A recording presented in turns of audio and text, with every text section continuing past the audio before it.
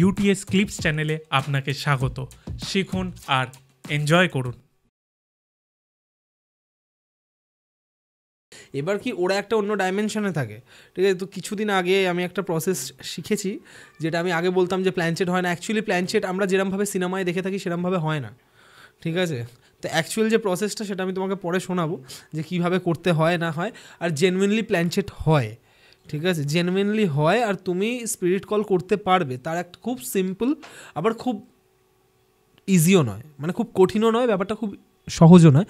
তো এটা আমি কেন বললাম, তো ওরা না একটা এমন ডাইমেনশনে থাকে যেই জায়গাটায় ওরা ভীষণ শান্তিতে থাকে।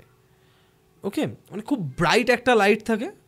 আমি তোমাকে বলছি 3-4 রকমের তো হয়, যেমন অ্যাস্ট্রাল প্রজেকশনের কথা হয়তো তুমি শুনেছো, যেমন একটা ব্রাইট লাইট এফেক্ট থাকে, অথবা তোমার আউটার বডি এক্সপেরিমেন্ট হয়। তো এই জিনিসগুলো তো আমাদের আত্মার যখন শ্রাদ্ধ হয়ে, মানে মৃত ব্যক্তির যখন শ্রাদ্ধ হয়ে যায় না, শ্রাদ্ধের আগে অবধি তার কিন্তু আত্মাটা তার বাড়ির চারপাশেই ঘোরে।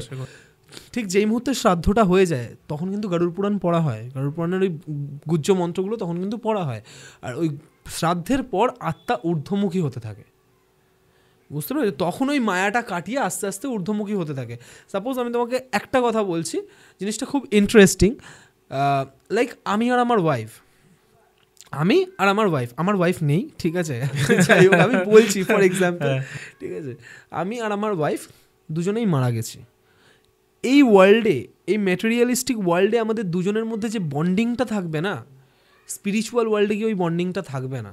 ওই বন্ডিংটা ততক্ষণই থাকবে যতক্ষণ আমাদের দুজনের শরীর থাকবে। শরীর ছেড়ে যখনই আমাদের আত্মা বেরিয়ে যায় তখনই কিন্তু সেই বন্ডিংটা কেটে যায় বা থাকে না। আমি এরকমও শুনেছি, একজন মানে যে প্ল্যানচেট করেছিল সে তার মানে মৃত, মানে কি বাবা না, হ্যাঁ মৃত, মানে বাবার বাবা যে ঠাকুরদাকে এরকম ডেকেছিল। তো তাকে জিজ্ঞেস করেছিল যে তোমার সাথে কি দিদিমার দেখা হয়েছে বা ঠাকুমার দেখা হয়েছে? বলেছে হ্যাঁ দেখা হয়েছে, কিন্তু আমরা একসাথে থাকি না। সেটা কিন্তু মানে ইনফ্যাক্ট ওই যে পেনটা ইউজ করা হয় প্ল্যানচেটের টাইমে, ঠিক আছে, ওই আনসারে লেখা আছে। আর সবথেকে বড় কথা, প্ল্যানচেট করলে হার্ডলি সব থেকে বেশি 5 থেকে 7 মিনিট করতে পারবে, তার বেশি কিন্তু করা উচিত নয়। কেন? তার বেশি কি হয়? কারণ আমি বললাম না যে ওরা যে ডাইমেনশনটা থাকে, মানে যে মিডিয়ামটায় থাকে, ওখানে না খুব পিসফুল থাকে জায়গাটা, খুব শান্তিতে থাকে আত্মাগুলো, ঠিক আছে? তো ওই মিডিয়ামটা ব্রেক করে যখন আমাদের মিডিয়ামে ওরা আসে না আমাদের সাথে কমিউনিকেট করতে, তখন আত্মার যে, মানে ওদের তো কোনো বডি থাকে না, ওকে, বাট আত্মার ভীষণ কষ্ট হয় তখন। কারণ তখন ওদের কাছে এই ওয়ার্ল্ডটাকে না খুব সার্ভাইভাল ওয়ার্ল্ড লাগে ওদের, বুঝতে পেরেছো? মানে তখন ওদের মনে হয় ওরা খুব সার্ভাইভ করছে, কষ্ট পাচ্ছে, ওরা এখানে থাকতেও চায় না। এই কারণে মানে আত্মা আর অতৃপ্ত আত্মার মধ্যে ডিফারেন্স আছে। কিন্তু অতৃপ্ত আত্মা কিন্তু ভটকাতে থাকে বা প্রেত হয়ে ঘুরে বেড়ায়, যারা প্রেতজনিতে ট্রান্সফর্ম হয়ে যায়, প্রেত হয়ে ঘুরে বেড়ায়। বাট আত্মা, আমি নর্মাল আত্মার কথা বলছি, তো তারা কিন্তু ভীষণ কষ্ট পায়। তো তারা না একটা টাইমের পর, যদি তুমি আর একটা আত্মাকে, মানে তুমি যদি কাউকে কল করতে চাও বা স্পিরিট কল করতে চাও, চেষ্টা করবে 1 বছর বা 2 বছরে একবার করেই ডাকার। মানে এই একবার চলে এসছে মানে যে বারবার তুমি ডাকবে সেটা করবে না, এতে আত্মার ভীষণ কষ্ট হয়। আর একটা সময়ের পর গিয়ে তারা রেগে যায়, ঠিক আছে, আর আসতে চায় না, বুঝতে পেরেছো? আর অনেক সময় এটাও হয় যে তুমি ডাকলে আমাকে, চলে এলো আমার ভাই, আচ্ছা, বুঝতে পেরেছো? তার জন্য সেটা ভেরিফাই করার জন্য অনেক রকম প্রশ্ন উত্তর মানে রাখতে হয় নিজেদের মাঝখানে। সাপোজ আমি আমার দাদাকে ডাকলাম, আমার দাদা আমাকে একটা স্পেসিফিক নামে ডাকতো, তা যখনই আমি বুঝতে পারবো যে কোনো একটা এন্টিটিজ আমার সামনে চলে এসেছে, তখনই আমাকে তার সাথে ভেরিফাই করতে হবে যে দাদা বেঁচে থাকার সময় যে তুমি আমাকে কী নামে ডাকতে সেটা একটুখানি বলো তো। এবার পেনটা দেখবে যে সেই প্রপার ওয়ার্ডে যাচ্ছে কিনা। ওকে, যদি দেখো যে সে বলতে পারছে না, তার মানে জানবে কিন্তু যে সে তুমি ভুল কাউকে ডেকে এনেছো।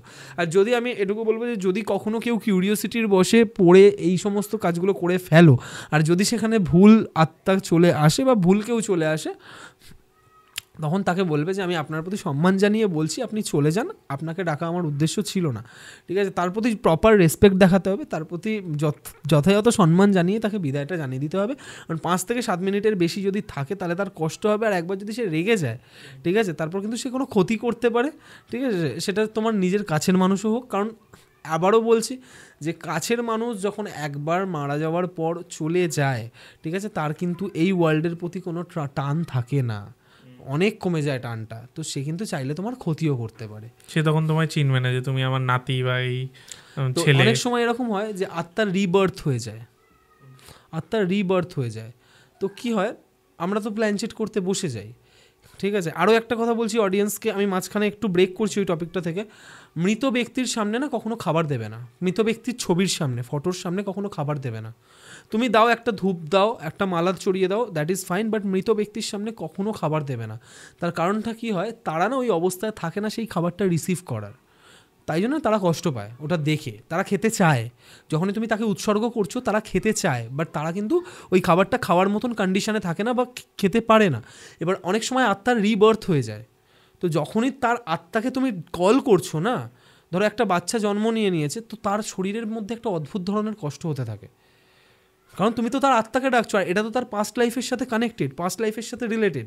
তো তখন না সে অদ্ভুত, মানে কোনো অকারণেই ভীষণ কষ্ট পেতে শুরু করে আর কাঁদতে শুরু করে। তখন সেই বাচ্চা, আমরা বুঝতে পারি না যে বাচ্চা কাঁদছে কেন, তো তখন সেটা তার পাস্ট লাইফের সাথে কানেক্টেড থাকে।